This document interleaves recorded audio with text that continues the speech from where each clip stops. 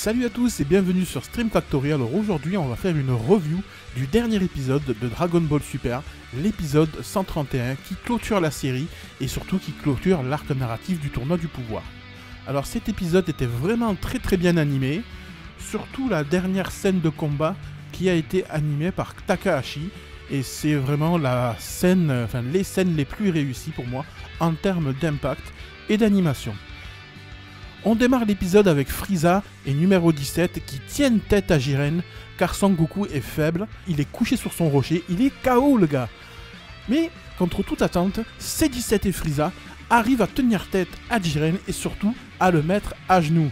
Et c'est au dernier moment où Frieza allait l'achever et le faire sortir de l'arène que Toppo, oui Toppo, le futur Akai Shin de l'univers de Jiren se lève et fait un discours empreint d'émotion et de motivation à son ami Jiren.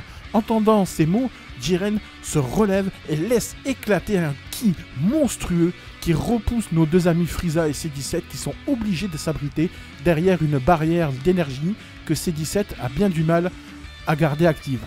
Et cette dernière barrière est en train de se fissurer. Et au dernier moment, alors que nos deux amis jettent leur dernière force dans la bataille pour ne pas se faire jeter de l'arène, qui arrive pour les sauver?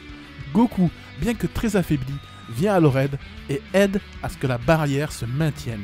Mais une fois que cette attaque est repoussée, Goku et Frieza vont user d'attaques coordonnées, s'agripper à Jiren pour l'entraîner avec eux dans leur chute et enfin le faire sortir de cette arène du tournoi du pouvoir.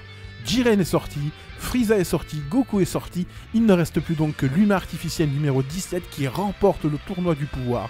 À lui les Dragon Ball, à lui le vœu. Alors quel vœu va-t-il faire si vous n'avez pas vu l'épisode? Eh bien il va laisser de côté totalement son vœu principal, son vœu à lui qui était « Je veux faire le tour du monde avec ma famille » et il décide de faire le vœu que tout le monde, que tout l'univers 7 attend, c'est-à-dire de remettre les choses telles qu'elles étaient avant le tournoi du pouvoir et ressusciter tous les univers qui ont été écrasés à leur sortie. C'est très bien de la part de C17 d'avoir fait ça, il n'était vraiment pas obligé. Et l'épisode se termine avec une explication tout en images, on voit tous les amis de l'univers 7 revenir sur la Terre, on voit une belle fête se préparer pour la naissance de Bra, la fille de Vegeta et Bulma, et surtout pour la victoire du tournoi du pouvoir. On voit en Skype, enfin on suppute que c'est un Skype, C17 qui est sur un paquebot en train de faire le tour du monde et on devine que c'est Bulma qui lui a payé ça, normal. Et l'épisode se termine aussi sur deux trucs très intéressants.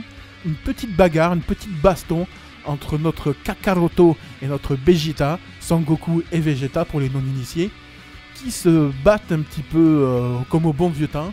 Et ils parlent en même temps et ils se demandent si c'est possible de devenir encore plus puissant qu'ils le sont maintenant. Et Vegeta lâche une phrase qui est dans le teaser du film de Dragon Ball Super. Un Saiyan n'a pas de limite. Et ça m'a fait frétiller les oreilles. Et une dernière chose, on finit sur ça. On voit un dernier plan dans l'espace, Frieza entouré de toute son armée qui leur dit texto « Désolé pour le retard ». Mais l'empereur de l'univers Frieza est ressuscité. Et là, on sent vraiment qu'il va nous faire une bâtarderie. Voilà, cette vidéo se termine. Si vous l'avez aimé, n'hésitez pas à la liker, à la partager, la commenter et surtout, abonnez-vous à la chaîne. Merci les amis, bye bye.